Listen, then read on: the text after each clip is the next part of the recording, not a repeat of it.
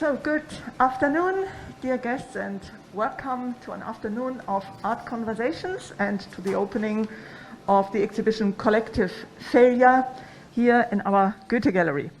I'm Maya Zollitsch, I'm director of the Goethe-Institut, and I'm very happy to welcome you to this follow-up event of Documenta 15, co-organized by Asia Art Archive and Goethe-Institut.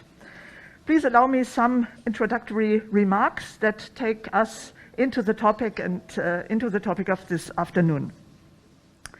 Every 5 years, the small town in Germany, the small town Kassel, for exactly 100 days is hosting the largest art show of the world, the Documenta. This year was the 15th edition. What happened in Kassel this summer, however, was a radical shift away from the XXL art show to a global collective learning space under the collective leadership of the Indonesian art group Ruang Grupa. Excuse me, I will leave this for a moment. The symbol of Documenta 15 was the lumbung, the Indonesian rice barn. Just as the rice harvest in an Indonesian village is shared by the villagers for the benefit of all, collectives from all over the world were invited to come together in this Documenta to share their practice, their research and their insights, and thereby grow together. The focus was decidedly not on artwork, but on learning from each other. Ruang Grupa had reached out to Asia Art Archive to identify artists and collectives from Hong Kong to come to Kassel and contribute to this global learning community. And Susanna from Asia Art Archive reached out to us to invite us to support this project. We were and we are very happy to do so because as Goethe-Institut, it is our core mission to connect artists and art scenes and to help empowering the art community through exchange. In several meetings, Alice and me sat together with Susanna and Özge, with Fung and Tang Kwok Hin, and with some of the curators from Ruang Grupa, mostly with Farid, to discuss what May and Hin would bring to Kassel, what their presentation would focus on, and later, what they would bring back to Hong Kong from this intense learning process. Fung, being one of the most prolific artists and art managers in Hong Kong in the past 40 years, and Hin, who has made a name for himself as an extremely reflective, analytical mixed media artist who always relates his origins and his roots to his artwork, are both actively shaping the artist community here in Hong Kong. Fung developed the concept and has since been the manager of Foo Tak Building, the vertical artist village on Hennessy Road. She's also the founder of ARCO, Arts and Culture Outreach. Tang Kwok Hin is the founder of the informal art space 1983 studio in the walled village Kam Tin, which has been his family home for many generations. It is therefore more than obvious that the Asia Art Archive team decided to invite May and Hin to share their experience with collective ways of working at the Documenta. Already at an early stage, we discussed in which ways the insights from the exchange in Kassel could be brought back to Hong Kong. In July, we broadcasted May's and Hin's artist talk at Documenta, moderated by Susanna, here at the gallery in a live stream. And now, with a certain time distance, there are 2 talks and the exhibition today in which May and Hin reflect together, but at the same time also each for herself, himself, their impressions from the Documenta. The title of the exhibition, which we will open later, is Collective Failure, and this already suggests a certain critical evaluation of collective processes of artistic production in and outside of Documenta. The first talk this afternoon with Fung and Tang Kwok Hin is titled Collective Dilemmas. And you hear once again a certain skeptical undertone. The moderators are Yeung, founder of Sound Pocket, art critic and curator, and Özge, Ersoy, head of public programs at Asia Art Archive, curator and art writer. The second talk, starting at about 5 p.m., there will be a break in between, of course, don't worry, there will be a break and refreshments. The second talk, starting at about 5 p.m., is titled Harvesting from Documenta 15, with 6 speakers sharing their experiences and reflections on Documenta 15 and what is relevant for Hong Kong. This panel will be facilitated by Fung and Susanna Chung. Where is she? Susanna? Ah, Susanna, yes, Susanna. Susanna, Head of Learning and Participation and Programs Manager, overseeing the curatorial and production of all AAA programs across the organization. And I would like to take this opportunity, dear Susanna, to thank AAA very much for the wonderful collaboration, especially Susanna, highly knowledgeable and with almost 20 years of experience as an art manager. You have conceived and moderated this whole journey in a very kind, calm and clear way. Once again, my warm thanks for inviting us as Goethe-Institut to be part of it. And now, without any further ado, I would like to leave the floor to Yeung and Özge. Thank you very much. Dear Alma, thank you so much for this generous introduction, and thank you to all of you for joining us today. It's been a long time that we haven't had an on-site event and a talk like this, so we really appreciate the opportunity. And I also want to extend our thanks to Alice and the entire Goethe-Institut Hongkong team for hosting us and also for this partnership.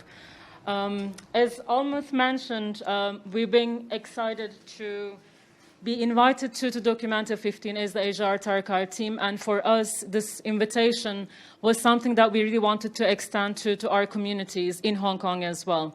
So when we were thinking about the very foundations of this very large art event initiated by Rang Grupa, as Almut said, and organized around the ideas and the principles of collectivity and resource sharing, our extension of the invitation, of course, was to Fung and Tang Kwok Hin, who are our speakers for the first talk today.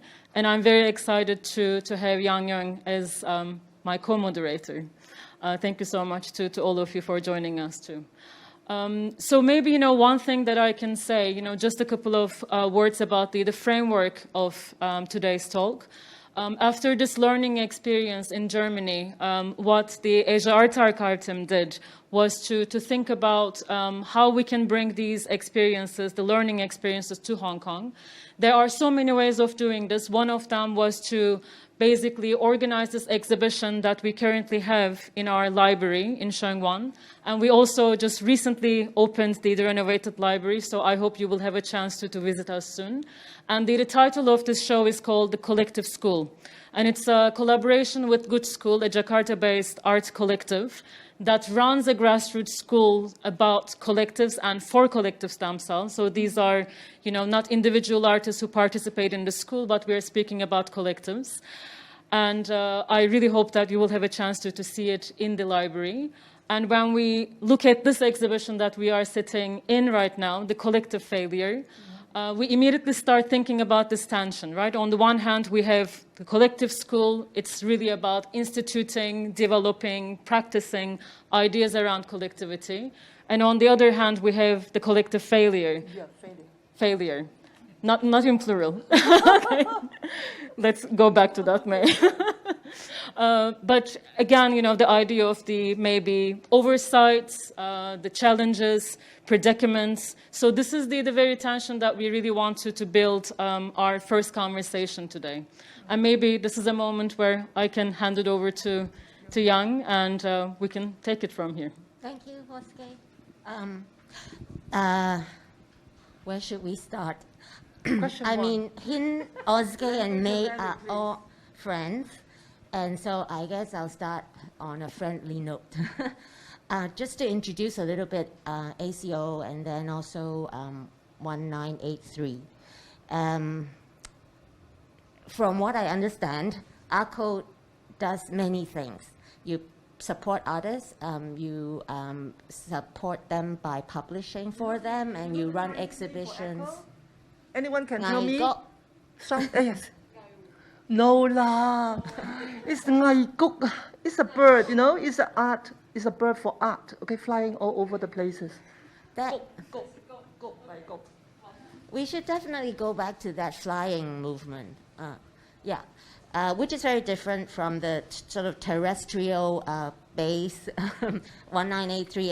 And if I were Hin, I would say, it is in Canton and it's 800 years old and it's my home, and 1983 is my birth year. But from what I observed at ACO, for instance, from the 6th floor upright to the 14th floor, first floor on the one side up to 14th, and the other side is from 8th to the 14th. So there are all together 20 units that we are running. And then you run it in collaboration with the Dawei Charitable Foundation? Initially, yes. For the first 6 or 7 years, actually, we were helping the Dawei Charity Foundation to run it. But then in 2008, something like that, they let us take over all the units. So now the units actually are under the names of ECHO. Okay. And so it's in two parts, the early part and the present part. I mean, the change is interesting too, because, I mean, just to introduce a little bit more also of Hin's space, from what I know, I hang out there quite a lot, and people eat and share, and it usually the routine is that we introduce ourselves, and it would take like 3 hours for everybody to be, you know, covered.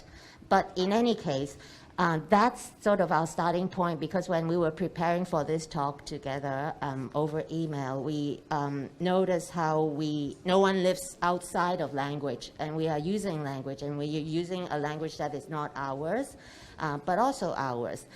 So the first area that we want to talk about is actually the name, for instance, what language you use or what vocabularies you use to describe what you are doing. And from there, perhaps we could also talk about how maybe inadequate the way documenta emphasizes the idea of collective and collaboration might be for you too, because you two are specific organizations and growing out from a very localized sort of localized circumstances. So maybe we could start from there. How would you describe what ACO is, and how would you describe what 1983 is? And if it's in a language other than English, please speak it, and we could all help to translate, no? Okay. So other than ngai kok, okay? So a bird for us. Actually, because ECHO has been in existence for 19 years, I think, 18 to 19 years. So we have all kinds of changes over this period. So I would like to say just a few things about ECHO in response to Yeung's value or language. So ECHO, a place from pure art to social consciousness. Because at the beginning, it's really just for art. The artist just made the artwork there. But gradually, change of time and also the social environment, we go into social consciousness. A place for the have-nots or the have-nots. It's not for the rich. If you have money, you can pay a lot of rent. You know, you can go to other places, but not for Fudalau or ECHO. So a place for the have less or the have-nots. It's a space ever-changing with people managing it and the world around. So actually, we made a lot of changes. And the key changing factor is the people who are working there. So if I got a manager like Susie, she wants to do much in curatorial, I let her do it. Lao Yeung is publishing, then I will let him do a lot of publishing things. So it changed all the way with the different people working in it. So it's ever-changing. And last but not least, we all call it a bookstore in disguise. It's a bookstore, but actually it's not. There are books there, but not just the books that matters. We let all kinds of things to happen in Echo and also in Foo Tak. I think some of you know, the background, so I'm not going to talk much about it. So for the time being, enough for you? Huh, Yeung? Because I'm so afraid of Yeung, So I have to satisfy Yeung first and then the others. Okay, Hin, your turn. Yeah, 1983 actually kind of co-founded by us, Yeung and also me. At the very beginning, I have the mindset after the show at Tycoon called Every Panticulate. And then there's quite a lot of people come together, and then I just try to do something to go beyond project-based mindset. Every time we do a project, do an exhibition, and then it seems every time we start from zero in the next project. So I just try to transform my place, actually space in my wall village, and then invite another person, because I think that I cannot do this thing only by me. And then so a female perspective, and then also is more English speaking than me, much more, because I think my English is actually quite bad, but after the kind of the formation of 1983, and then I think my English changed or improved a bit, because there's so many English speaking people visiting, and then some. I actually find that while I drink some alcohol, my English is better. So maybe later. And then 1983 to me is another quite important reason why I do this space, because artists do artworks, and then we meet another artist in the openings, but we seldom really talk about what we are doing and what we are concerning. And maybe in some other countries, maybe it's quite normal in general thing, but in Hong Kong, I think it's very difficult to really talk about what we concern and what we care and what we are facing. I mean, the sufferings and also the difficulties. So maybe this is one of the reasons why I create this space, and to have some really non-functional or non-purposes time to just getting together, and then because you getting together, you gradually want to create something together, and then to rethink, or every time you get some refreshing idea when you're back home. No need to create something every time together, but you come here, you bring something to your own position. Maybe that's one thing I wanted to do. Don't be afraid of me, May. Can you elaborate on what you mean by pure art and also social consciousness, and why they are, social conscience is urgent? Well, because in the first place in 2003, when the foundation people, when the building's original owner got me, I think because at that time I was so sensitive about young artists or emerging artists' need for space, and also I won't use the word poor, but they have no money to rent studios, especially as you all know, Hong Kong's land is very expensive, even 20 years ago. So I think it's a good idea. So I talked to the original owner into let the space be used by the artists to make works or to make experiments. Because personally, I think the big institutions can allow all kinds of artists to do big things. But for experimental things, it may not be that conducive. So I decided to turn Foo Tak into a space for experiments for young artists to stay there just to do art or to try out things before they can stand up to face the world. That's the original idea. So in the first few years, all kinds of artists, and I tend to make it into multidiscipline.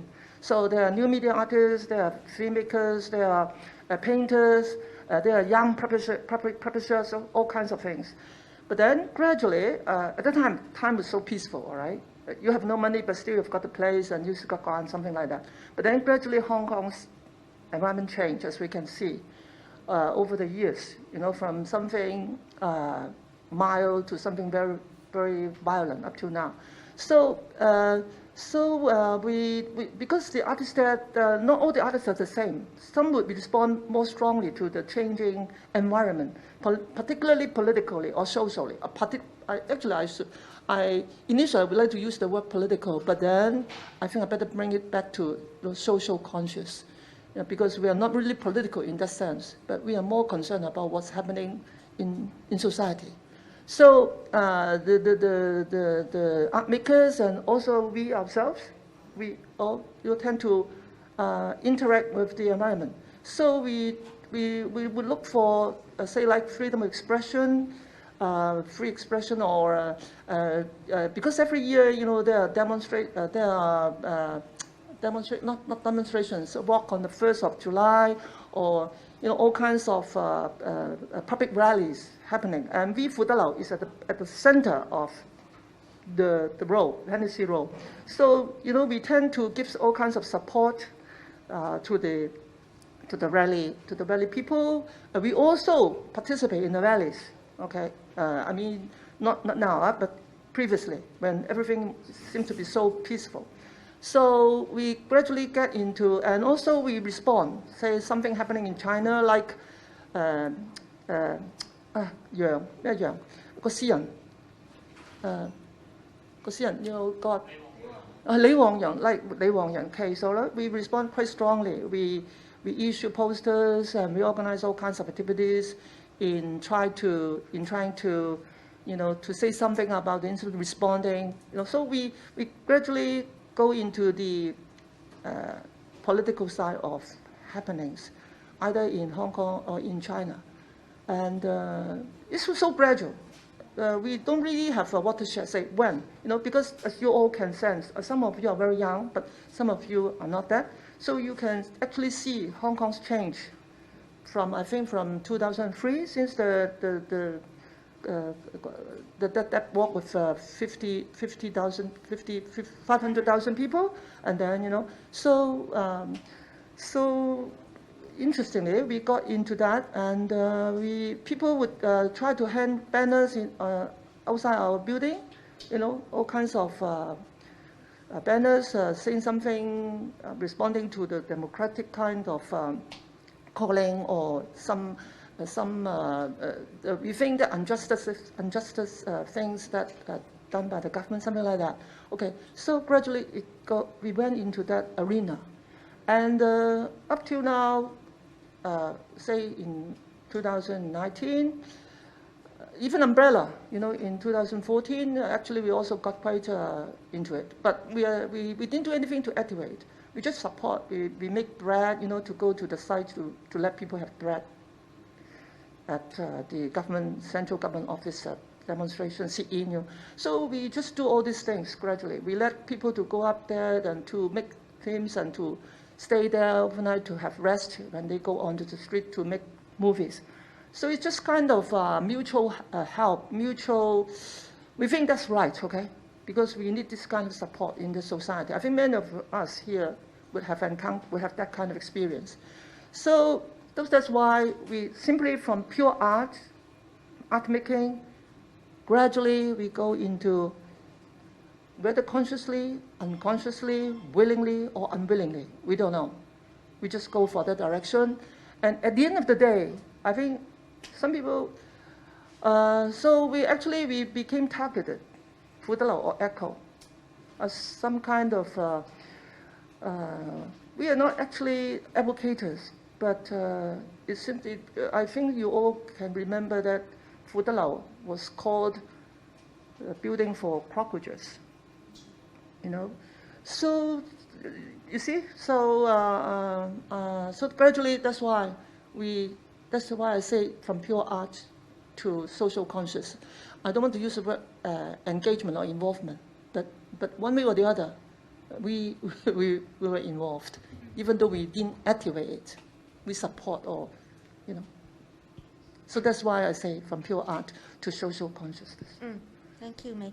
I mean, consciousness raising has been a very important part of many social movements around the world in the history of humanity.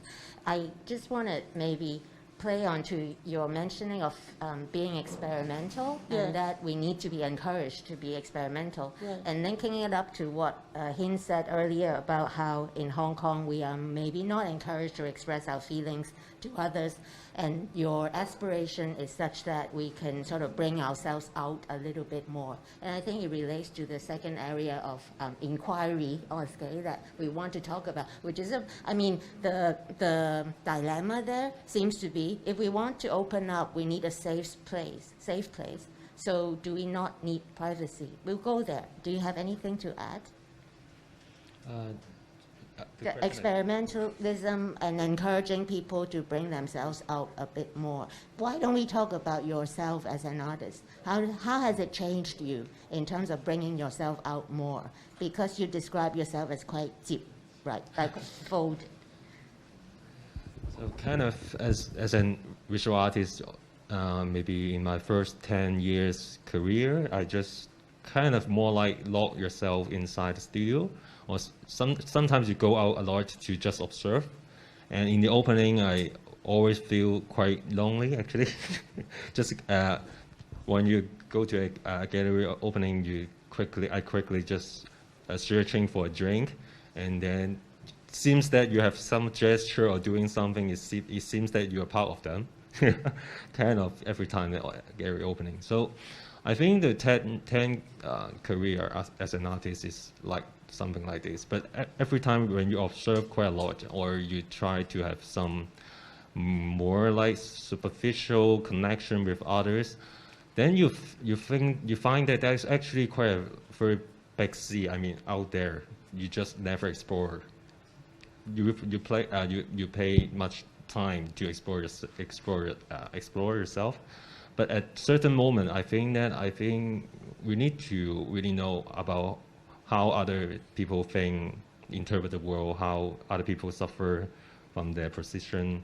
And I gradually think that art actually for different people, they have different definition.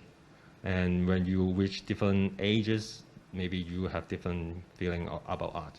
And then second question is, why only painting, sculpture can be shown in a museum, but not other kind of art form? So I gradually I know this question when I much more younger stage, but when you keep thinking and keep witnessing, keep observing, why that kind of art can be underscored in a museum, but why not others? Yeah. It's about equality in a way of art forms. Özge. Hin, you mentioned exploration, and I think what we want to think about is where does the exploration take place?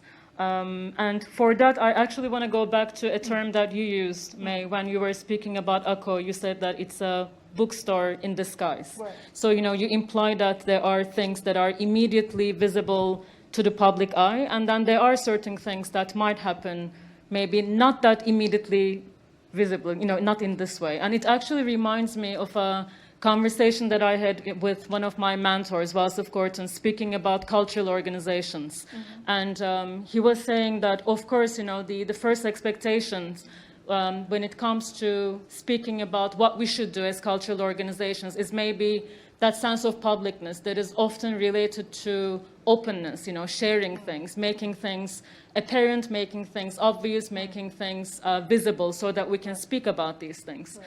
But there was one point where he used the metaphor of fermentation. He said, for instance, if you want to pickle cucumbers, you have to put a lid, right, on top of you have to cover it. Yeah. And the fermentation really happens within a closed environment, out of oxygen. Right. And so that is to say, I think when we think about the organizations and in the cultural field where we all work in, there are potentials of making things publicly, making things very open, which is amazing. But also there are certain things that can happen, maybe behind closed doors, maybe in these spaces of retreat that we can call them. So I really want to ask both of you, and maybe we can start with you, May, about how you think about this. Do you think that's a dilemma? Or do you think it's just a way of working, thinking about these different modes of opening up, closing down, thinking about retreat, and thinking about openness? Okay. It's not easy to answer. Yeah, but actually, I did think about it. Why we call ourselves, firstly, why we call ourselves a bookstore in disguise? And actually, because there are occasions that not a bookstore can solve, can do much.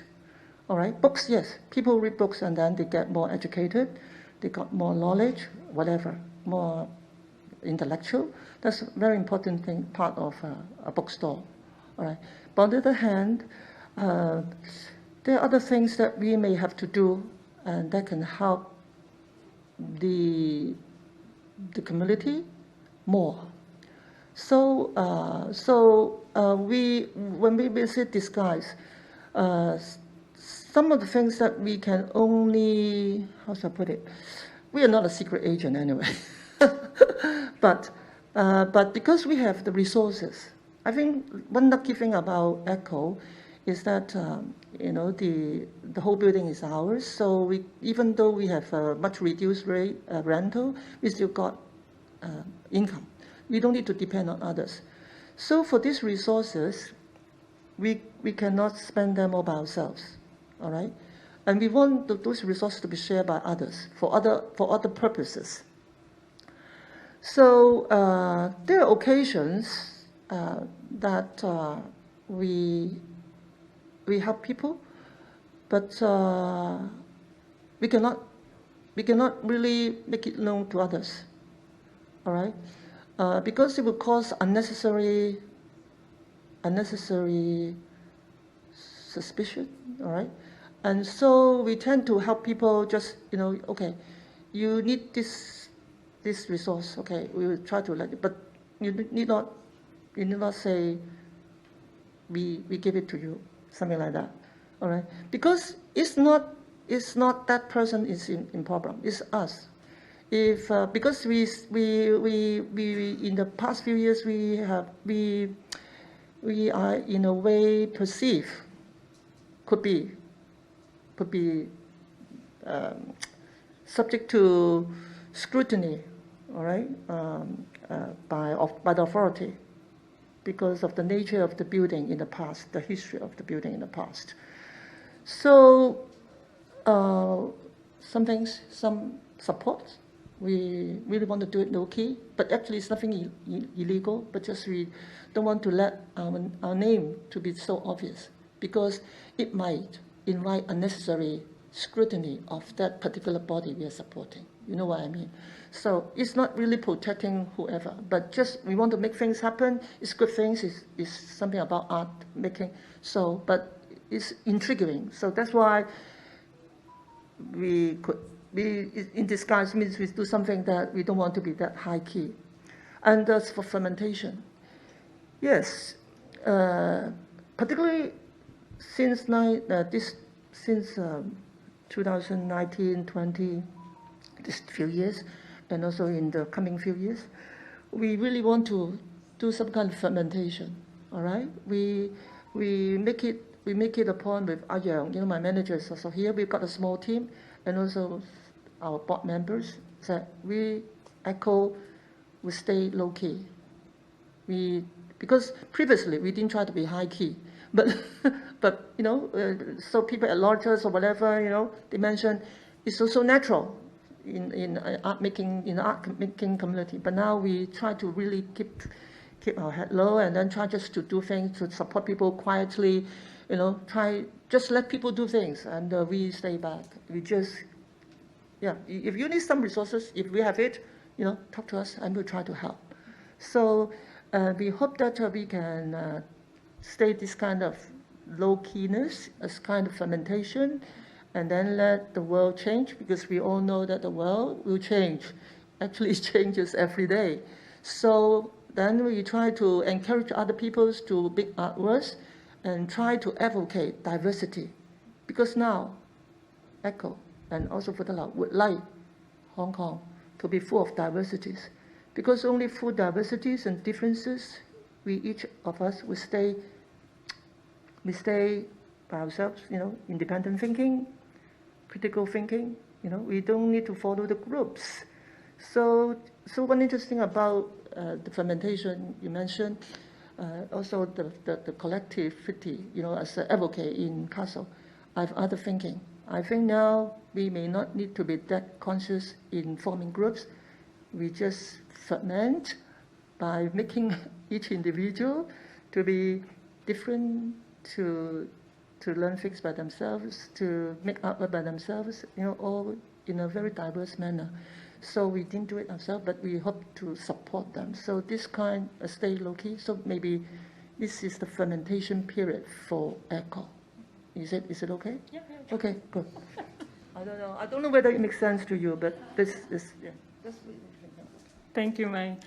For me, one of the interesting things is that, as you mentioned, you organize programs, you organize talks, screenings, exhibitions, but all, exactly. So there is the organization part when it comes to, let's say, providing or offering content or discussion or exchange, but also, as you said, you give this infrastructural support, with the subsidized studio spaces for artists, for collectives. I think it's also, you are basically contributing to the liveliness of other people, other collectives doing what would like to do, so it's, please. One thing to add for this kind of fermentation, we really act on it because we are getting more, not generous, but more ready support to the residents in Fudalau.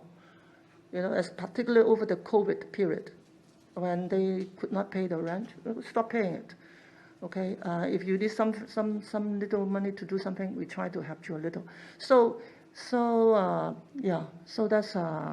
that's what we are actually at. But we seldom run our programs now. We let people do it. You do it, and then we see. No, it's a decentralized way of working that we'd like to continue, and maybe we can go back to it later.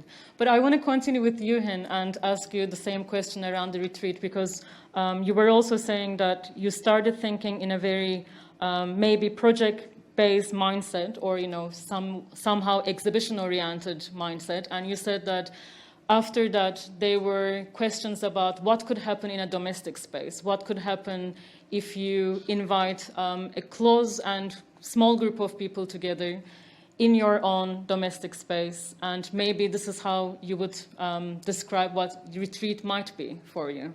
So is this, again, it's a dilemma that you're thinking about, or is it like merging these two modes of working together?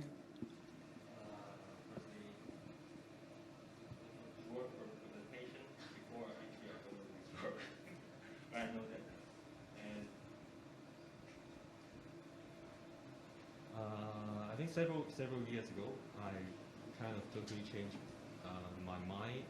One day I woke up and then I found that I feel like in an exhibition, or feel like in a theater, or whatever you name it, and I just begin trying to ask why I have this change, and maybe it's because we seldom talk about after 2014, 2019, or we have so much change in our mindset or sensations, and not only about the situation in Hong Kong, as well as the social media or the internet or the technology.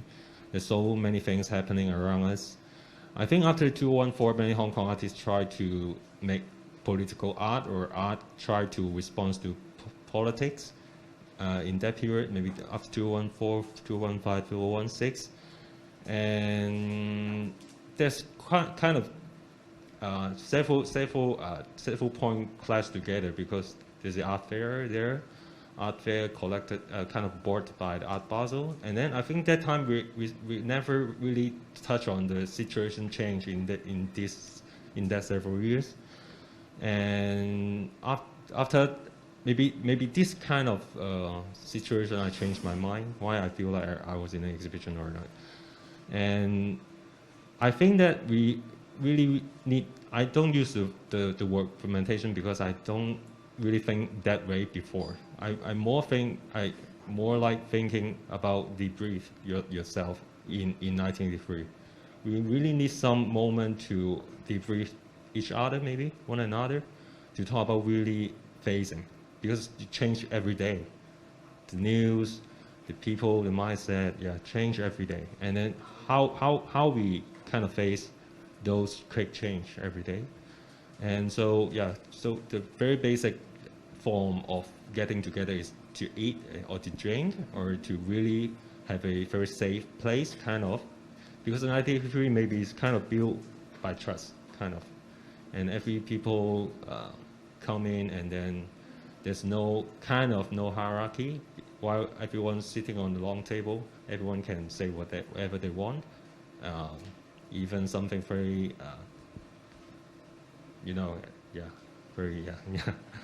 And so I want to still keep the space very small.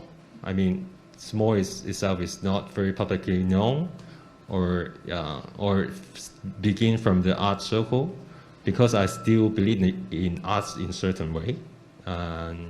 So kind of many people, the artists or curators or even collectors come here. I want everyone can kind of have a redefined process through the gatherings or the dinners. And when you go back to your own position, maybe you have a new insights or new thought to do different things. And I'm not quite sure is it fermentation or what, but I think after 1983 is founded in 2018 or something. I think there's some kind of seed spreading quite slowly out there, and I still don't know. I cannot trace every ways, but I think there's something growing in some ways. Can you say a couple of more words about what you mean by debrief? Because I was thinking maybe it refers to exchanging thoughts about existing works or works in progress, but maybe away from the public eye, so without maybe the performative way of explaining things and sharing things. But it would be great if you can say a little bit more about that. I think maybe use art making as an instance. Before, while you learn art, you kind of keep looking for inspiration from art. But at a certain point, that you find that that kind of very stable form of art cannot inspire me one more further. I mean, beyond certain point. Then what art can do? Can we just redefine it, or the previous form of art? What can we put the so-called contemporary art in which box? And I try to make a very strong statement here, because I kind of put a certain contemporary in heritage perspective. But I love go to heritage museum actually. But so yeah, I think for me, certain kind of contemporary art form is already in heritage museum, the perspective itself. So what you can still look for that, and maybe you can kind of doing some kind of art, not only about inspiration. Then what can it do? Maybe just from our experience, and then it can also try to debrief yourself or debrief someone who don't have the contemporary art knowledge. And then I want to use the word as well, and I don't know how to translate in English. It's kind of 潤澤. 潤澤. Be 潤 responsible. 澤. 潤澤 or enrich or nurture. I'm not quite sure. Is it I don't know. I think this word is quite 潤澤 accurate. 即係有水啦，潤即係 water， you know, to let it have The art water. can be moisturized. Yeah, it's a Moisturized anyway. So I think I try to expand art, what art can do, or certain what we learn in academy or university, what art can really do at this moment, at this time. If it's not about inspiration, maybe it can be debrief what your experience when you put in art different kind of context or different kind of ecology, what it can kind of react. And one of the ways is debriefing, another way is 潤澤, moisturizing. I don't know.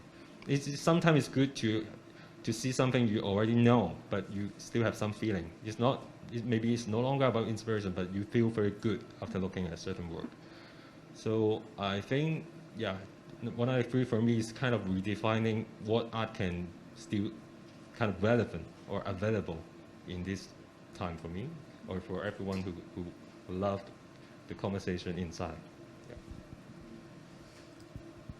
So it's very much about not that you have given up authorship as an artist, or not that you have given up on art, but rather that you are so committed to it that it becomes natural and that you could sort of review it from different points of view. That's how I understand what you're saying, debriefing.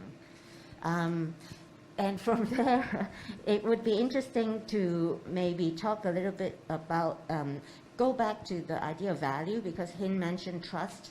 And I just wonder what else both May and Hin have sort of discovered or explored or nurtured in your projects, but then also to have more critical reflection on how with trust there comes perhaps mistrust, with understanding there could be misunderstanding as well. So what might be some of the challenges that you have come through in both ARCA and 1983?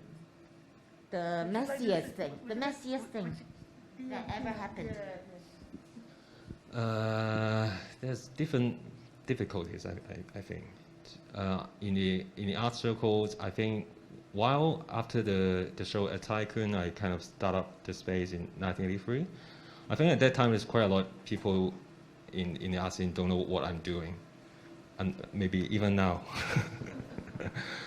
But I think more people know what I'm doing, I guess. I hopefully, and this is one of the very big difficulties for me actually, because I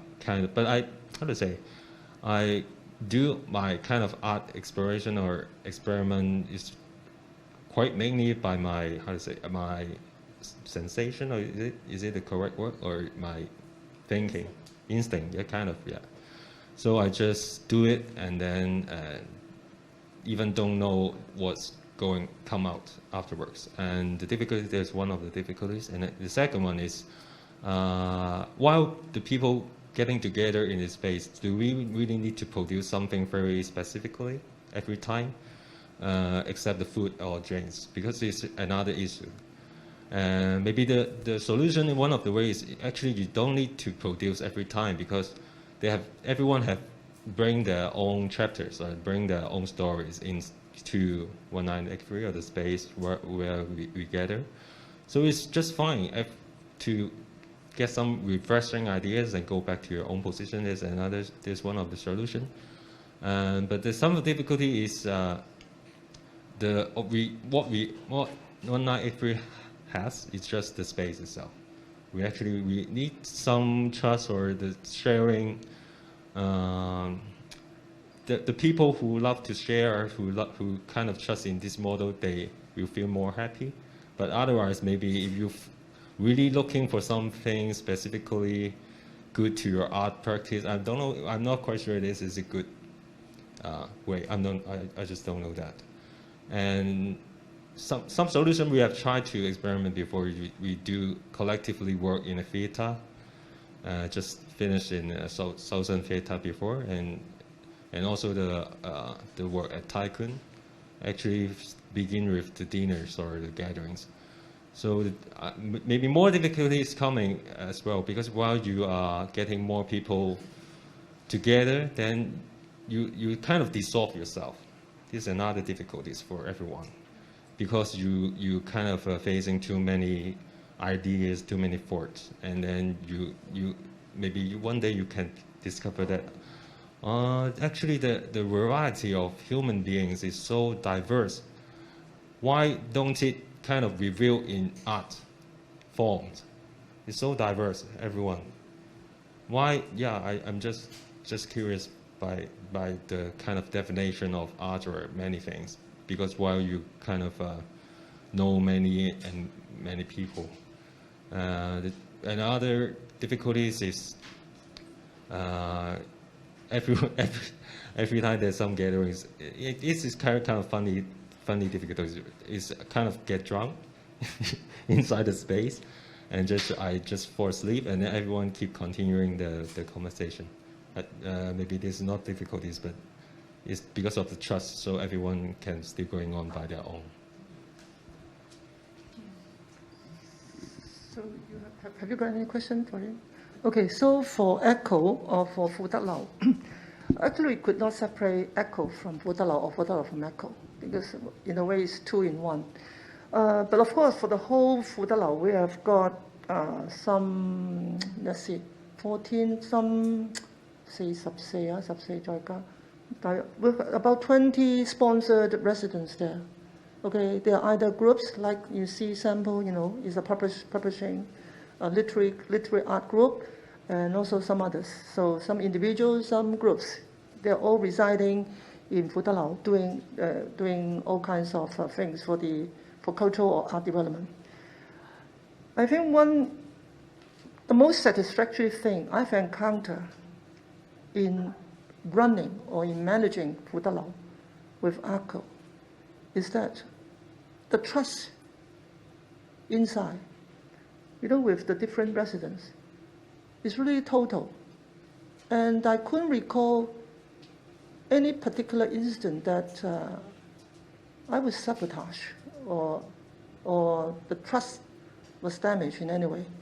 For example, what's trust in Phu Tak is that we respect the building, we respect others. We don't have rules and regulations. We have no management rules. Just be yourself and respect the others. When you try to make some music, you just tell us that you're making music. You will cause some noise, all right? You will lock up the doors, the ground floor door, to ensure that everyone is safe after 8 p.m. in the evening. So no particular rules. Don't litter the building. Try to keep it clean, something like that. So we don't. You just do your outward inside, and you can always share your things with the others. So so far, nobody make us don't trust them. Some they think that they have already done quite well with the few years with us, and they can grow bigger, and then they would tell us they want to leave, so that the others, the deprived ones, could move in. So this is trust, because they have been benefited. They want the others to be benefited.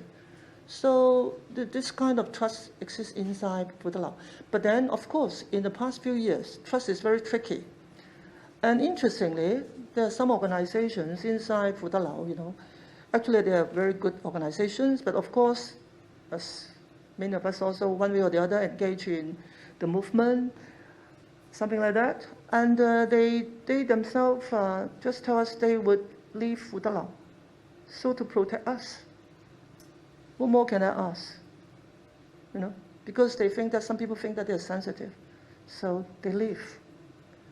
And so we ECHO and Phu Tak are duly protected. So there's a lot of trust there, maybe because on the first day when we met, when we talk about sponsor residents, we said trust is very important, and we act with trust.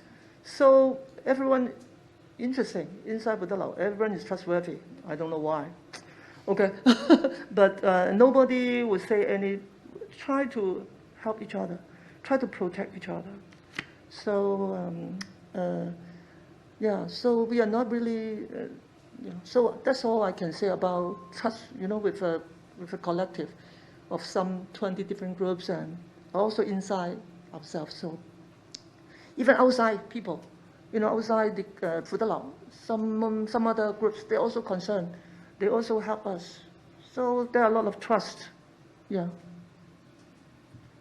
I just think of a term for the tacit knowledge, which was that's another story. But rather than talking about what artists know, we could also talk about what artists tacitly transmit. In the form of maybe not language, but gestures, and sort of releasing yourself from certain constraints, and then you model it rather than, indoctrinate about it. This is, I think, what is prominent in what Hin was saying as well. And then I also think of one thing, which is making. You mentioned about making. Maybe we don't need to make anything, but, as a teacher, we always talk about we don't make things, but we make a difference. So maybe this is what you guys are trying to do as well. Özge, shall we move on to the next area? I think thinking about how to translate or how to pass on that type of values, including trust to other people, is something that we also want to talk about today. And maybe, you know, as an archive, it's a question that we keep asking artist collectives, artist group, what you really want to leave behind. You know, what are the traces that you want to leave behind? You know, let's say there's an artist 20 years from now, and they are interested in looking at what you were doing, how you were working. What do you really want to leave behind for that type of people? You know, it might be documentation, it might be about how you think about, you know, thinking about the archives that you are building or prefer not to build. So I think this is the next question that we have for you. I'm not trying to be naughty, or I'm not trying to be not cooperative, okay? Actually, I wrote down the answer. Nothing in particular. I don't want to, we don't want to leave anything in particular. Because, well, I'm sorry, Yeung, okay, I use my philosophy. Okay, it should be Echo's philosophy. But my philosophy is to do things for the present. Echo has not issued any archival publication of her own stories so far. We did, you know, somebody did say, well, 15 years already, 10 years already, should issue something, should collect stories about Foo Tak Building. But we haven't got it's not motivation. What is it, Yeung? I don't know. My motivation, but we just think that we do things today, present, and then we go into the future. So Echo is not usually legacy. So what you're talking about is actually legacy. Legacy is not something that I particularly care for. Perhaps it is more important, I'm sorry, for AAA, the researchers, or the researchers in the universities. Because when we do things, we don't think that we will keep those things. We just do things, you know, initially. Of course, later on, people would ask for all those things, but we have other things to do. So yeah. So that's how I respond. I'm sorry. Very disappointing. No, not at all. I mean, I think by agreeing to speak today, this is also part of that documentation when you think about it, because, you know, there are things that are easier to document. You can take photographs, you can just, you know, make videos. Yeah, you can rest assured if there are any researchers who are interested in studying echo of that. We got news clippings, we got photos, all right? We got some pamphlets, we got all the things, but we haven't really have a system to make it a point that we have to make a good archive of what we have been doing. Because see, in documenta, there are several archival exhibitions, very big. And so archival of one's organization actually is something very serious. If you're running an organization, don't follow me, okay? Do archive, all right? Because it's important. Because people can learn from your experience. So yeah, I'm sorry. The Echo should think about it, okay? But I think it's a very productive tension that you're talking about, May. I mean, there are things that you want to leave behind, and you know, you want to be less visible with the certain ways that you are working or certain things that you are doing, and then that's a preference. And I think having this type of conversation, we are able to touch upon these more intangible or, you know, more invisible things. So we are really grateful that you are here today. But, you know, I want to ask the same question to you. And I was thinking, for instance, even the photograph on social media that you share about 1983. And then we always see these buddies, you know, getting together, right? I mean, we see them doing things. We see them talking, eating together. But how do you actually translate the trust that you talked about, the intensity of these conversations, or the just pure time that you invest in each other? When it comes to documentation, it would be great to hear from you too. Very, very hard to answer this question, maybe, but I'll try. Maybe first, our Instagram account is called 1983. Please try to follow it. And I think what's left behind is kind of very invisible. I try to look at things like this. While the thing is alive, the things is just living there. Maybe I don't have that very strong desire or kind of action to make any action to record it, because I think it's still ongoing or alive. But while sometimes we look at some heritage or the building, And we don't have the photograph. If we have the building, it's good. We go to the building, the architecture itself, but there's nothing alive inside. Sometimes it's good to look at the heritage. But another level is just photos just left behind. Only the photos. Even the architecture is gone. Nothing. Everything has gone. We only have a statement left or the photographs. I don't know, because maybe 93 is keep a kind of ongoing process, or because it's live. So I think one of the very good way to know what's happening is just come. While we have kind of open events, just come. Then you can smell or you can taste what is it. And also, as I think I'm very lucky kind of to be a artist, so-called, because sometimes making artwork is just like you kind of reviewing what you're currently thinking, your turn transform into an artwork. So I think this is still one of the way to kind of showing kind of certain spirit from 1983. And yeah, I think there's something that behind is sometimes I produce or transform it into an artwork. Sometimes there's different kind of people bringing along with some ideas or spirits spreading in the society or the art circle, I don't know, but yeah, here actually is one very important, interesting thing, because when we were in Documenta with Rand Cooper, they have got their own space, a very large space. So the physical space actually is very important. Actually, so can also add value to the legacy. If it can be there forever, then people, because the space itself dictates our ways of doing things. Like Fu Tak is vertical. Initially, how can an artist village be vertical? All right, usually it's in a horizontal way, then people can go to houses. But now who would like to run up to, from first floor, run up to the 14th floor to have a talk with you? So, but it changed. So it's vertical. So, and also we can use the staircase to do artwork. So it's also interesting.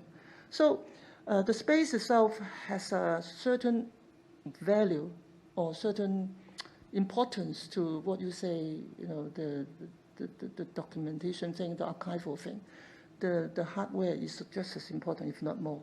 So for like, yeah, so that's, I think one of the interesting, and also I did one thing because of the recent situation, it's like, oh, let's give up Fu Tak Lao, let's sell it, okay?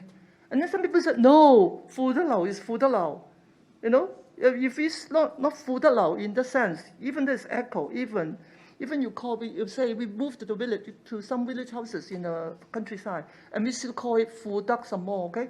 It's different, because Fu Tak Lao itself strategically is in a position that had a lot of past value in Hong Kong's social movement. So it cannot be replaced by a new building in somewhere else. So I just want to say at this point, you know, other than the intrinsic thing, other than the software, the hardware is just could be very important. I think this is a great segue for us to speak also about your experience at Documenta 15, right, Yeung? I was going to say how,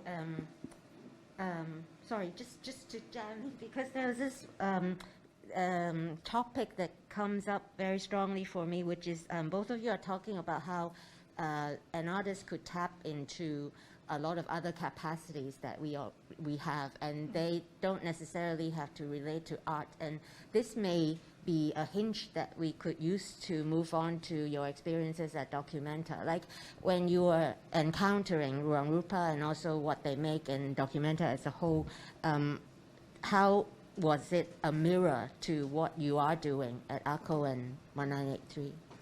Would you like to say first? Okay. So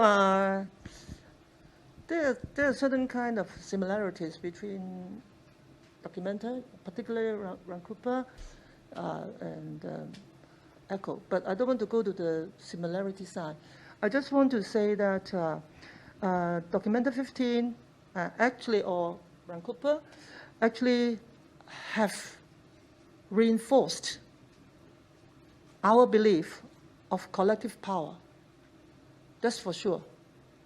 You know, one man is one man, but 10 men is different. 拔河都知啦，係咪先？係咪？Reinforce our belief of resource sharing.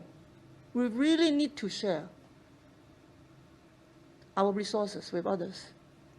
It could be your knowledge, your connection, your position power, your money, whatever. You have lots of resources in yourself. So try to share it. That's very important. So we try to share. Now we are very actively, ECHO, looking out for opportunities to share our resources. Yeah, because we do things less now. We do less program now. We want people to do more things around. So the belief of resource sharing reinforced, documenta, we reinforce our belief. Reinforce our belief of the importance of self-sustenance, both intrinsically and extrinsically, including, land, L-A-N-D. Land is very important. If you got land, so like Goethe-Institut, we are very grateful. And actually I think Hong Kong artists are also very grateful to you because you really let them use your space. Because exhibition, actually, many artists would like to have exhibitions, especially young artists, emerging artists. They have no opportunity, they have no place to go. All right, so land in the form of space. And it is very comprehensive. Yeah, there's something. For the Vancouver model, actually it's a very well developed. They have 3 important areas of development. That is, one is for the art development, and then the other side is education, and the other one is don't think commercialization is a bad word. It's important. If we can sell artwork, the artists would be in better shape. So for Vancouver, they have done something to sell artist work. But then for ECHO and for Fuda, we are upon reflection, we do all right for art development because we let others do it, But for education, we also try to do it, but not so comprehensive, not so sophisticated as Vancouver they have done. And also on the other aspect is selling arts. It's not commercialization, but let people acquire the artwork of the artist in monetary terms. It's very important. Actually, we could try to do it, but we could not do it well because we are not expert in that. We did try to help artists to sell artwork, but that's an area we need experts. So that's my immediate reflection. What we have been getting from. At the time, kind of looking at the art news, there's appointed Vancouver as the artistic director as the Documenta 15. I'm actually very surprised because at that time 1983 is freshly built, and then it seems like that there's something very remote, but there's some. There's some spirits. It's kind of fragments of spirits are out there. So before visiting Documenta 15, I'm so much looking forward to visit the Documenta 15 because I think it's very big gesture to the art world, to the art market, and as well as a very brave gesture as well. And I agree to May. We have kind of gained some courage, but while we kind of back to Hong Kong to continue doing or kind of rethink what we are doing at the moment, our core in 1983. And I think another side, I'm not going to talk about the good or bad side of the Documenta so much, but I think while you encounter the Vancouver, you know more about the model of the Nambang, the ideas. You think that it's totally different when you put it in the Hong Kong context. You know that there's maybe it doesn't work in that way if we are talking about collective, because in Indonesia the people come together is so normal, very their daily life, and then they cook together, they live together, they learn together.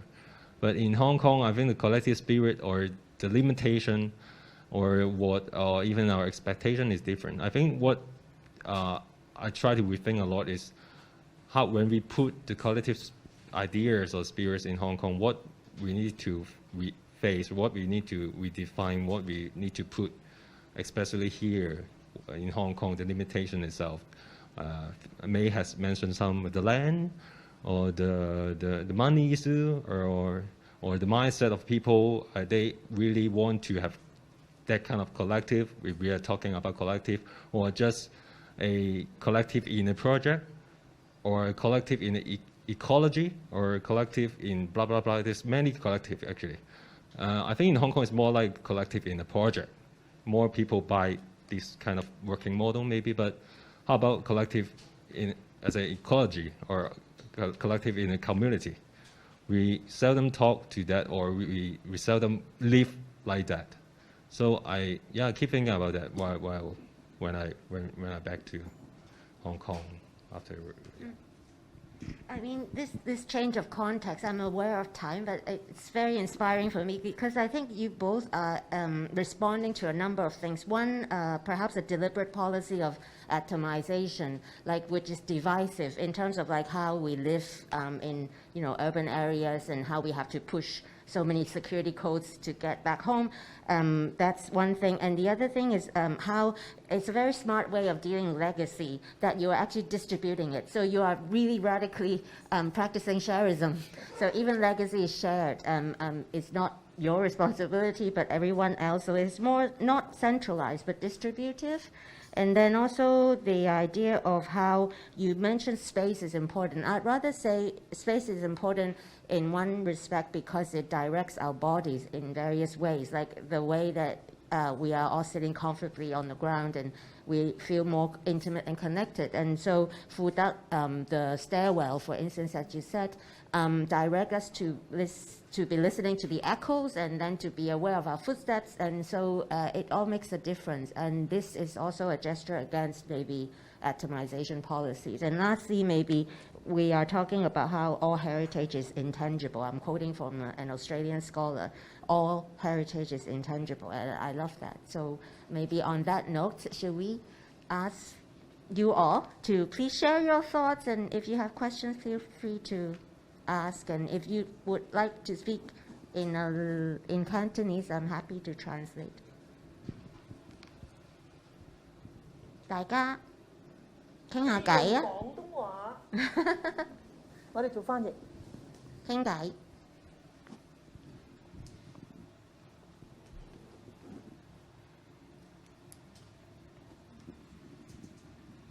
有冇朋友 Is there?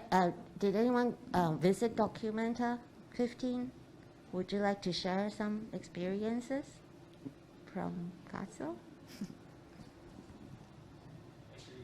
We have karaoke section at night, by the way. Here. At night.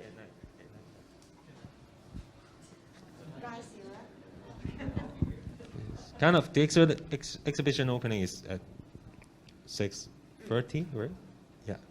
So after the talks. So please stay. Please stay or get a coffee and come back. Hi. We have a question. Hi. Can I just quickly raise a question to maybe anyone? I'm just curious about there's so much thing that collectiveness. Yeah. So I'm curious, there's a lot of things collectiveness could achieve together. Do you see any, like you mentioned about collective ecology, collective community, but you also mirror that maybe in some contexts it doesn't work in Hong Kong. Some of the resources, like the way we divide resources is by time other than land. Maybe one of the reflections that I saw is we work better as a project because it's actually how we divide our life. Like we go for one occasion and then we just jump to another opening, or we just go back home to have yam cha with our family who holds entirely different social value. But we continue this kind of social tithing. So maybe I'm curious about what issue that comes to your mind that collective would not work.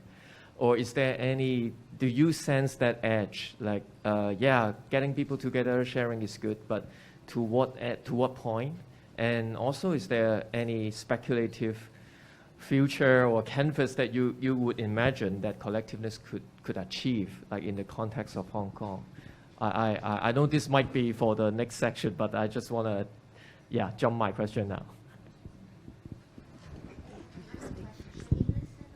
It can kind of go together. So, yeah, I was actually curious about the different types of collectivity that you've mentioned, right? So it could sort of go together with how this collectivity is performed as well, right?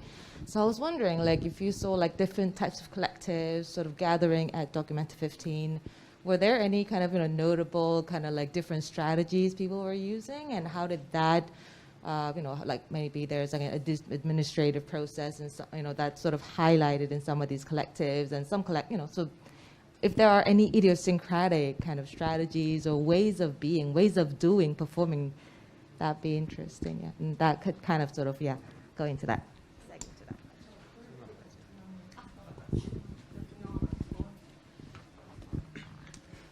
So exactly last Saturday, we went to a forum. It was called Community. Community. Yeah. And there was actually more speaker than audience. And so, because I was thinking maybe because the community was very optimistic, and so every speaker was so optimistic, maybe there was no audience for that. So I thought, brilliantly, this is called collective failure. So perhaps I thought maybe there might be more speaker, more audience. To contrary, it seems like if somebody want to present things that doesn't work, then there's more receptive, and there's perhaps more equal balance, not in terms of equalities and hierarchies.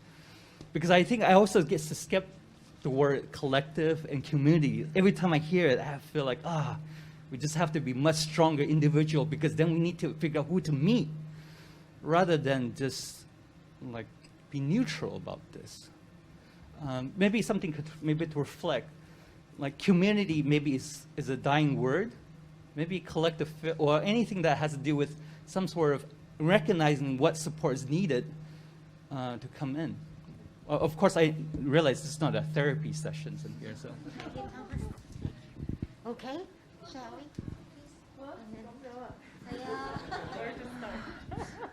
Yeah. Hin 好啊，你講啊。Wow, collective. What actually our kind of participation in Documenta 15 is more like visitors. I mean, May or me, but there's different cases involved in Documenta in different perspective. Like maybe the second talk we will kind of reveal more. So as a visitor, what I witnessed how the Vancouver or Indonesian collective working, they share a lot. Not only their time, their profession, their skills, everything that can be shared, and then to just for making a very big pictures. They cook, they cook, and then when there's some people need certain person to work, they will go there, and then to work, and then to work together, and then to produce something they trust. They kind of trust in that sense, kind of similar. But I think what they project, the energy or the picture is different outcome. And sometimes in Hong Kong, I think as a comparison, we really looking at a time frame. The time frame means maybe because of the time, of the limit of the project, maybe we have a deadline, we need to rush. Let's say this exhibition, we kind of make this exhibition. But after this exhibition, can I still kind of work with May like that? I don't know. But May actually visit 1983 a lot anyway. So can we go beyond that very critical point to kind of thinking that we are actually tackling with certain picture in the society, but not only about the fame or the loss of art or I don't know. I think the picture or the borders are different. If we are talking about the collective differences in Indonesia, in Hong Kong, I think the resources, the limitation, the imagination kind of create a very big difference in Hong Kong and Indonesia, and also the physical or the reality itself. And because I don't know, Hong Kong people seem like very busy and very smart at the same time, because the smartness is kind of create another limitation maybe sometimes, because every time you have your own schedule. Your own schedule will come first every time, and it is also another barrier somehow. Maybe if you're working as a collective, and so I just mentioned before, maybe while you're facing so many people, you're kind of dissolving yourself. But while you dissolve yourself, how to dissolve means that you're still there. Dissolve because you're just kind of dissolving, and then to blend with many, become a mixture. You kind of still there, but when you just kind of frozen it to put it to again, to pick it up again, it's different. The form is different. I'm not quite sure is it accurate. Anything to add, May? Well, I better ask you back. How many collectives in Hong Kong you know? Can you give me some names? Is Ancestral a collective? Is Parasite a collective? Is AAA a collective? Any collective in Hong Kong? Is 1983 a collective with 2 persons there? They are of the same value. They share the same vision and mission. So could they be called a collective? And they do things, hopefully, to achieve the mission? I don't know. You know, for the government there's a whole lot of people. Is it a collective? You know, they have policies to govern Hong Kong. So when I come back, I'm thinking about what collective means in Hong Kong. Is there really any collective in Hong Kong? Hey guys, you answer me. I expect your answer, yes.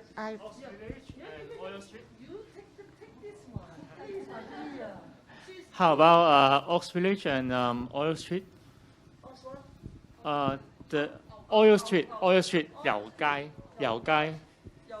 Yeah, I think we can put it in the context of the establishment of the art space, because I'm thinking about also the same question, like, does art need collectivism? But if we think back the kind of local art history, I can see like the establishment of Parasite and Monet Space, or even Artist Camille, they have the same intention. Initially. Yeah. Yeah, initially. And especially when there's like a space. yeah. But then right now, I don't know. It's different. Yeah, it's different. Yeah. Parasite, I think at the initial stage, it's a collective. I don't know, Yeung, do you agree? You were one way or the other engaged? Because there's really a group of people, they really have a special value and the vision for art development. And you have the experience in Oil Street. Oil Street, yes. When we fought against the government and try to keep it, and then we really, because we have the same vision, we share the same value. We discuss the different approaches, strategies to tackle the government and try to keep Oil Street. And then they in a way, I won't say they submit, but in a way they make concession and then let us have a Cattle Depot Artist Village. But then if you ask me, is Cattle Depot Artist Village a collective? It's not exactly. Because they have different value. They have different vision and mission because they are now safe. They're inside a place to do things. But of course, suddenly when the government would like to take them back, maybe they will get together and they form into a collective again. So I'm rather skeptical about collective. And for Rankupa, actually they have got an ecosystem. Actually, one way or the other, I just want to answer Ian or your concern, your question. Actually, it's the ecosystem, and actually it's kind of very comprehensive. including all aspects, legal aspects, social aspects, art and culture aspects, ecology, environmental, all kinds of dimensions of a society. So actually it's a small society. It's just like a self-governed small government, very complicated. So if you ask me what we should do, then you better ask ourselves, how should we run our government? What have our government done? That's just exactly the way, because the more complicated, the more people there, the more resources, the more questions, the more problems you have, the whole thing will get bigger and bigger.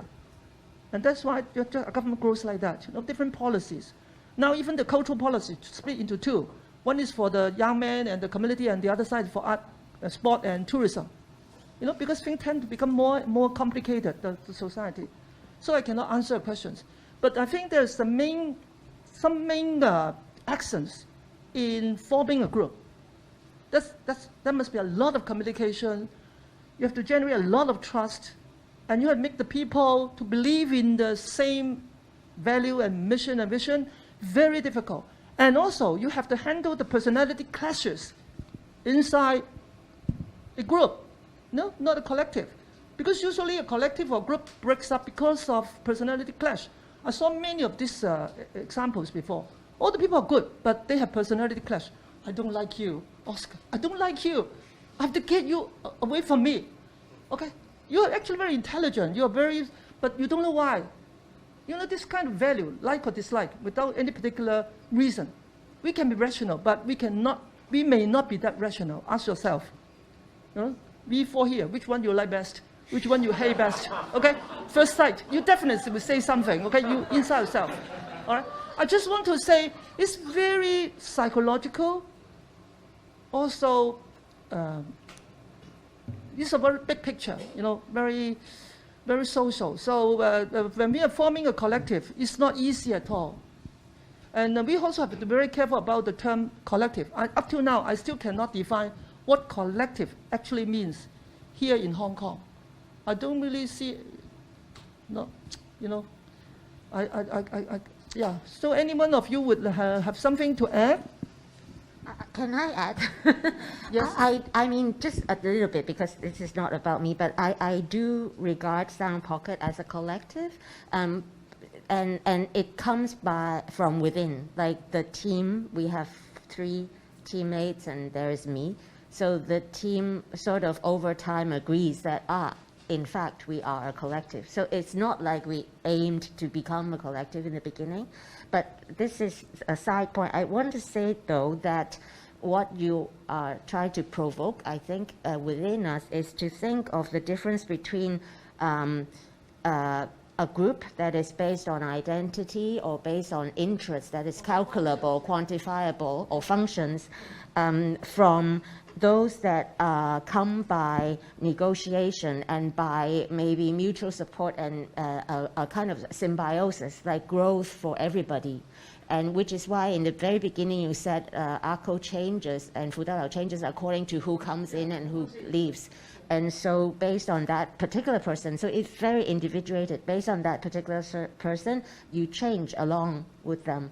And so I think that I just want to mention there are also a lot of discussion on this kind of what brings people together discussion, and including what about if we call communities communities of commitment, so that we delink the notion of identity and place even, such as locality or space, from the idea of coming together. I mean, it's really collective. For me, it's really about, what does it mean to be together and what happens when we come together. Nothing might happen, but a lot of things might also have happened without being said. So the tacit side of things, the unsaid side of things. That's, I feel, the beauty of at least, getting drunk and stuff. And I mean, alcohol is a universal language.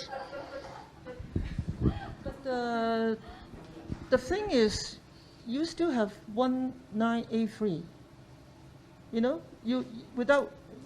let's go to 飲茶 okay? have coffee now.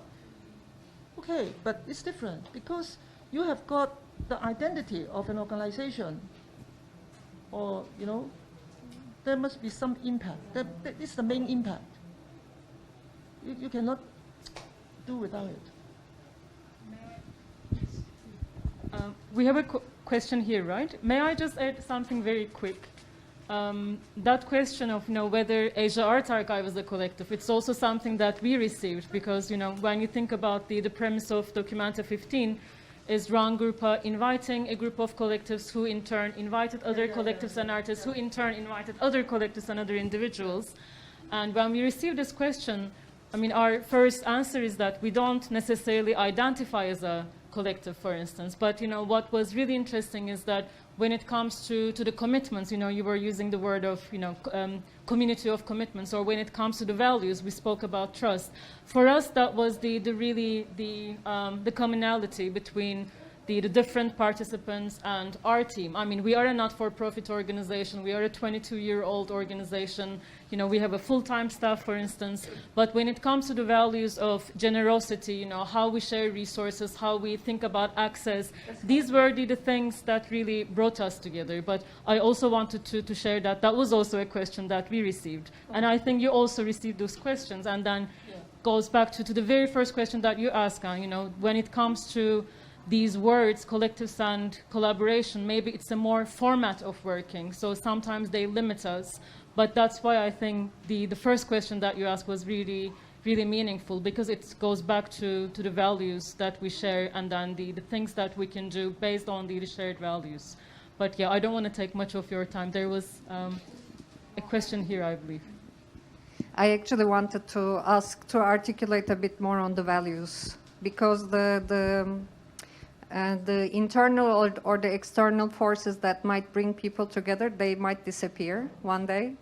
I mean, mainly, for instance, finances, money. If you have money one day, then are you not a collective anymore? Or is there a danger of dissolving?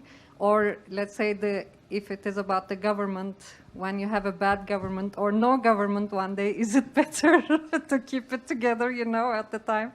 But so that brings me back to ask more about the values. Is it the values that actually make a collective, or just bring people together in a way, in terms of thinking on why do we come together?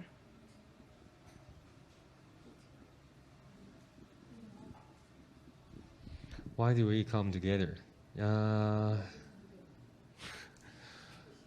It's hard to describe by one or two sentences, but 93, the spirit, the value itself is because we eat, we need to eat. Then sometimes just get more people to eat together. That's very basic tagline, and yeah, because you can eat your own, but you can also eat with many people, or drink with many people. No, in recent days, I usually use the words enclosed or opened. It's actually a very, I keep thinking about these two words recently, because while we say the art form, how much we enclose and how much we open, and this kind of struggling, maybe it kind of we need, because sometimes you can project these two keywords to different situations, like government, really a government, or enclosed one, or the open one. And the art is how much we enclose, how much we open, or you can just eat your own, and how enclosed you are, or how open to others people. And I think while you open this up, and just for instance, just an art show, some people like that. People like they just explore on their own. They don't want to be invited to involve anything, or some suggestion. They don't want to kind of involve in kind of interaction, so-called. But the question is still there: is how much you enclose, how much you open. It's actually reflect. It's just like mirror, right? Every time, and what you are looking at, and what's your choice. And the thing Why we should get together, maybe is the point that how much you want to challenge yourself at the same time, maybe.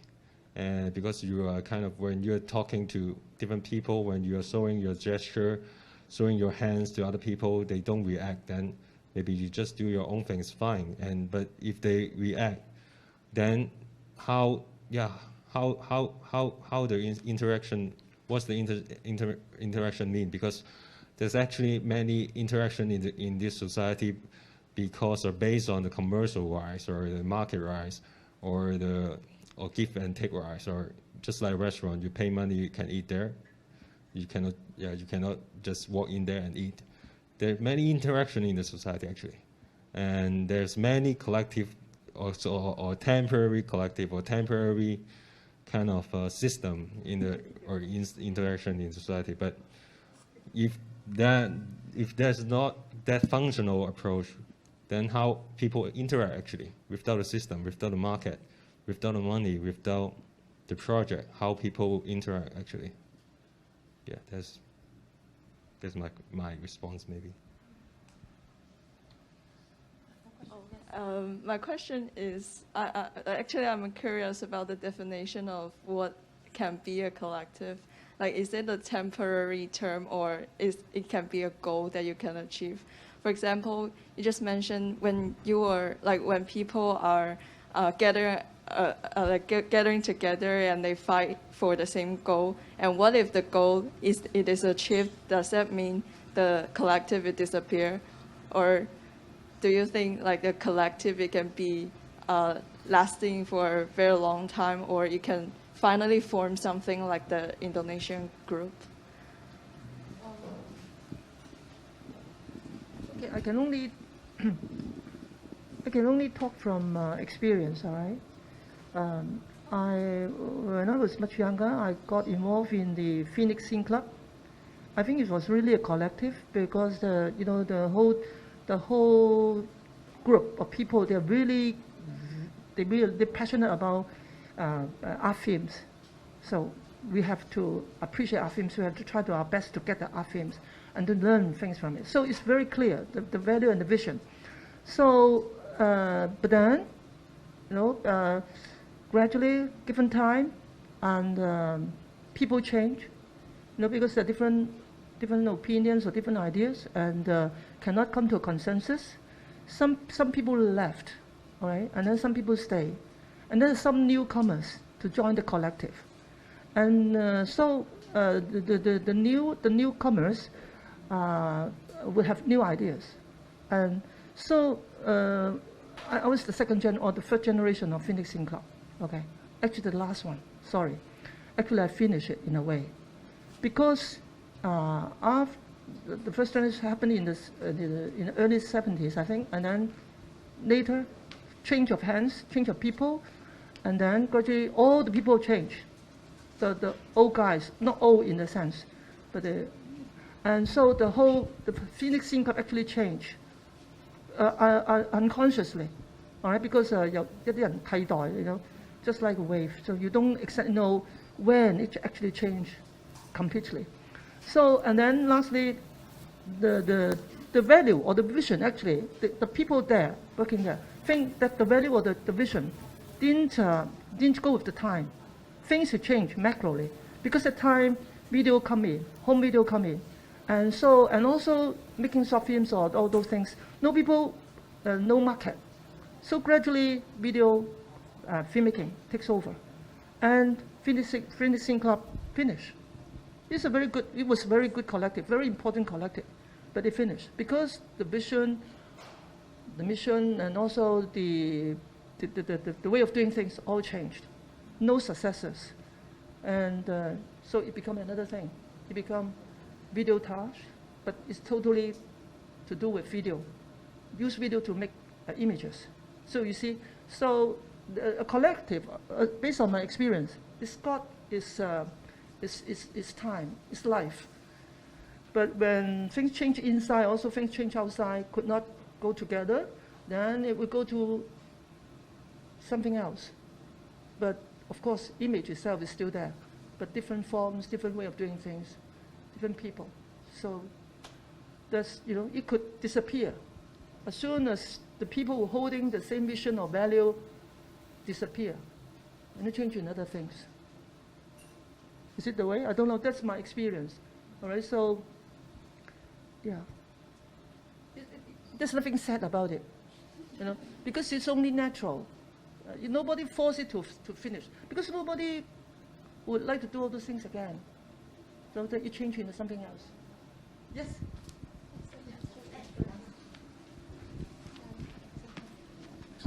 Yeah, just very quickly, you were asking about collectives in Hong Kong, and there's the Guobin collective, in Yamate, Michael Yeung, and the group that was associated with Kai Fung Pai Dong, I think.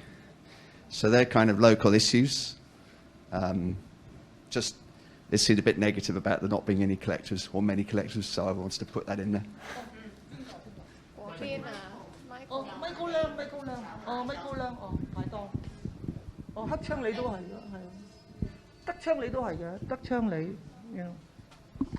Thank you, Edward. I also want to say that in this time, at this time for Hong Kong, it might do the collectives a disservice if we name them.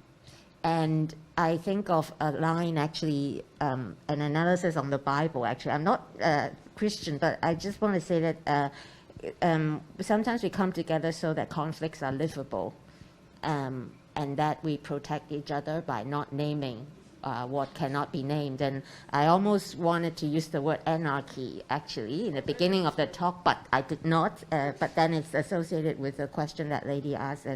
But in any case, I think we are, I feel just now from the talk that, I'm sorry, I just want to share this little personal feeling, which is important. I feel that we are strong enough to be able to thrive on together and also alone.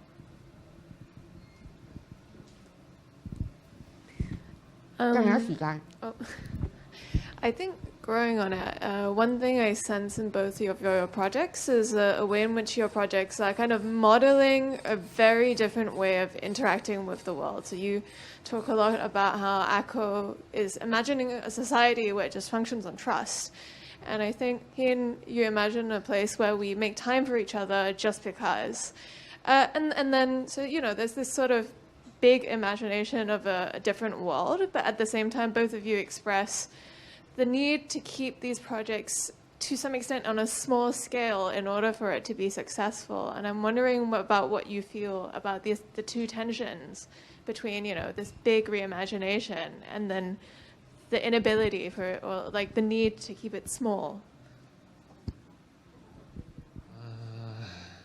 Keep it small is one of the ways. The 93 is actually quite small, the space itself, and also because of the safeness for the visitors.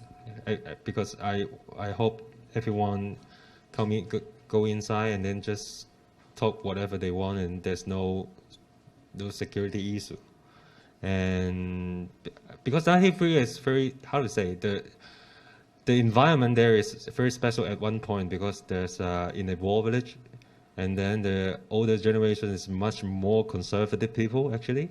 So there's many areas, conservative people surrounding 1983. So it's kind of another protection for me, actually. I mean the space itself. So, and I think it's I think I'm very lucky to grow up in a war village, because the first thing is I have a space, kind of a house, in a war village, and also I kind of encounter many different kind of values during my growth, and pro-government or the different kind of spectrum of values inside your village. So I think one way to keep it small is that maybe the main issue to keep it small is because gathering is very tiring, actually, and you spend a lot of energy to talk with many people, but at the same time you know what you are looking at and what you treasure during the conversation, but it's still very tiring, actually. But I think the tiring itself can be transformed to different kind of energy when you go back to just your own. So I think it is a kind of a, so maybe just respond to Özge, what, why debriefing? This is one of the way, the power of debriefing maybe. Just because of you're tiring, you're exhausted, not only your daily life, also the conversation itself, but there's a transformation eventually. Yeah, it turns into some kind of energy to your belief or different things.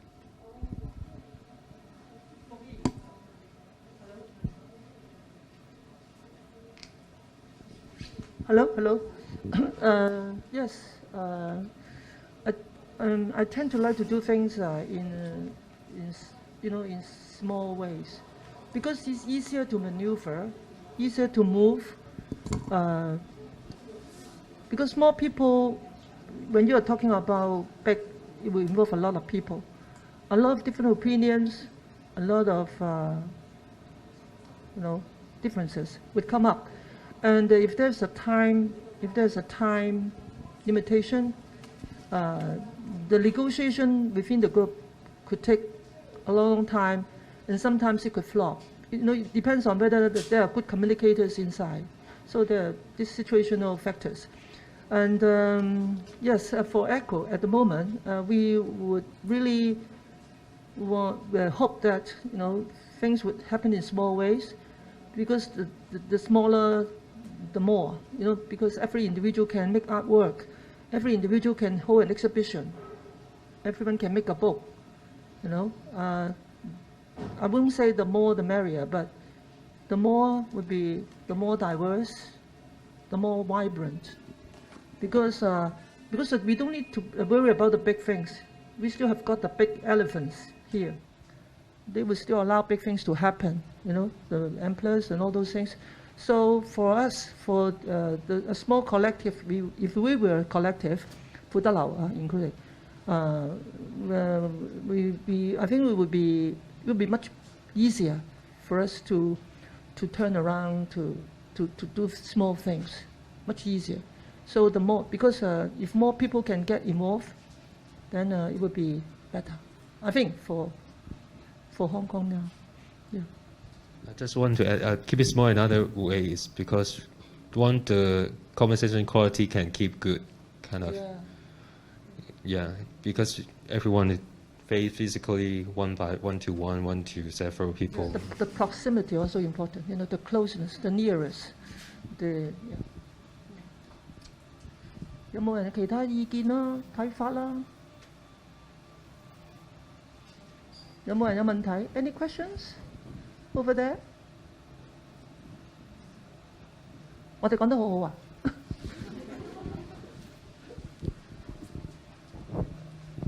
Maybe it was echo maybe what Yeung was saying about the individuals. I was thinking about maybe the people that were not accepted to be the collective, the loners. And I'm wondering, and I think there's also something to reflect about, to be anonymous and not recognizing a tribe, a mafia, NGO, one such and such. But I'm interested about these loners that's able to produce without drawing any attentions. But I would like to maybe think about these types of groups, this type of collective that's not complete label.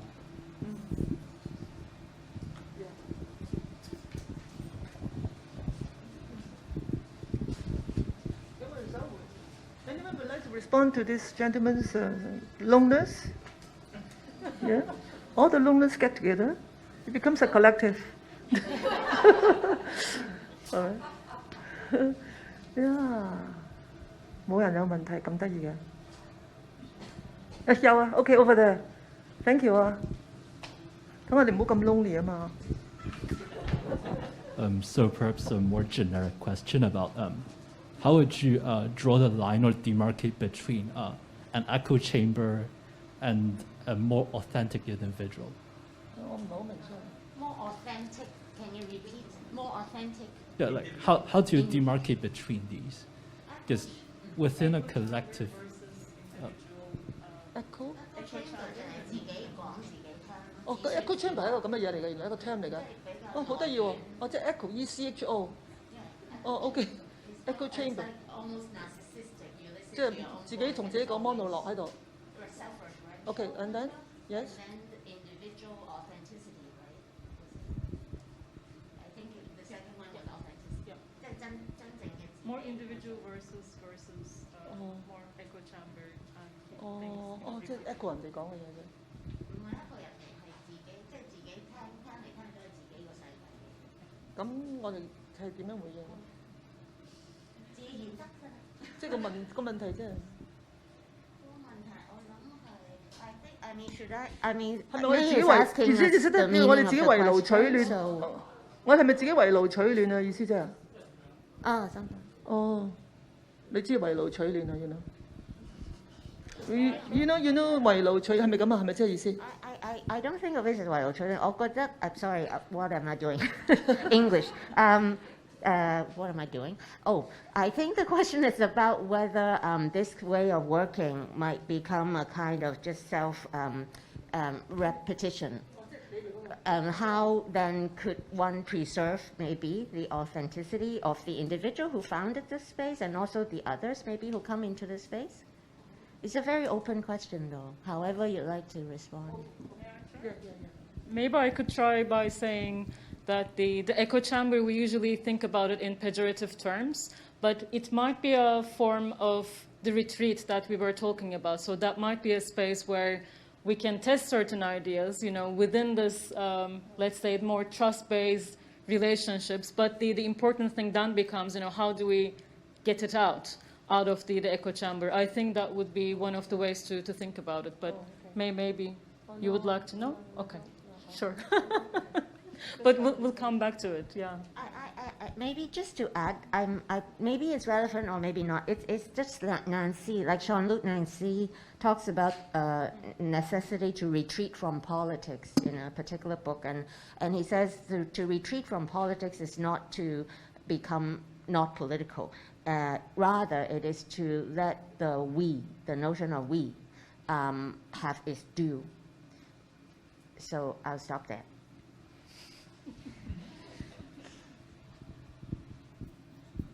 To say something more? Seems that you know more. No. I don't know more about that. But I actually have a question about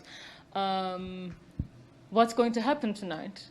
You said that you would like to organize karaoke. And this also brings me back to the question that you asked about, some of the collectives that we met and we were very much inspired by as part of Documenta 15. And maybe my last question to both of you is your experience with Good School. Because when you came to Kassel and when you participated in these programs, both the ones that were open to the public and also the closed-door ones, these were mostly with Good School and the participants to their school, who are all different types of art collectives from across Asia. And for us, for instance, one of the learning experiences was that we talked about conflicts, right? The way that they deal with conflicts is through play and karaoke and dancing. And just, ping pong. I mean, also, the element of humor and play, it's something that we've been talking about. Not to over-intellectualize things, but really to do things in daily life in a very particular way. And because, you've been engaged with the Good School team and also the collectives that they've been working with in their school, maybe my last question to both of you would be about why karaoke tonight, and what was your impression with this partnership with Good School? Well, for the informal gathering with the Good School people the other day, I'm not talking about our formal presentation. I did notice that they have several groups present what they, not just in Indonesia, also in Australia, and also from Australia, also some other groups. But mainly for the Indonesian groups, they, 我唔係好記得嘅，不過好有趣啲嘢。The different groups deal with different things. One, for example, is dealing with tried to push the government to allow marijuana to be used by children. Yeah, because actually it's good for the brain, something like that. They try to push for it and they try to fight for it. Kind of advocacy group. And the other group is also about a site. Try to get the site to preserve, something like that. All right. So the different groups will try to do different kind of cultural or socio-cultural things. Make me think. The whole discussion make me think of one thing. As compared with Hong Kong, they can talk about anything in Indonesia.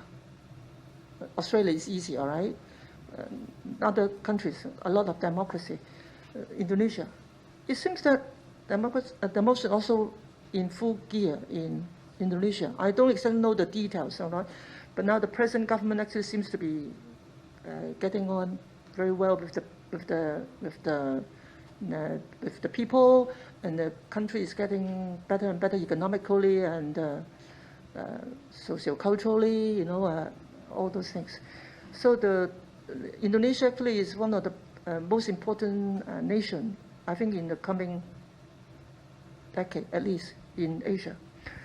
But I could sense that the people are very, the few Indonesian friends there, they were very, I won't say brave, but they're very ready to express themselves. They have no inhibition. They know the difficulties, but they talk about it and they will go with it, with the government or the authorities or the relevant authorities. But then when I come back, I think, can I do that in Hong Kong? Very difficult. Because now, I'm sorry, I shouldn't go back there, but I think you all know, we could not have that freedom. I personally don't feel that I have that freedom to express myself. So I think they will thrive because they're allowed to express themselves. They are allowed to do all kinds of things, to negotiate with the government. But I am in Hong Kong as an individual, not even about echo, I could not express anything provocative or negative about something that may be of concern to, particularly in the expression of, in the freedom of expression. So that's, I think, that dismayed me a lot. Yeah. Do you think humor is a way to?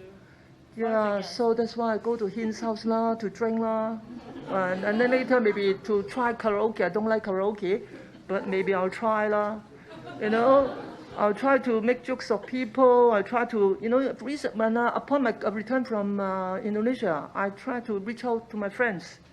I never did that before. I'm a loner.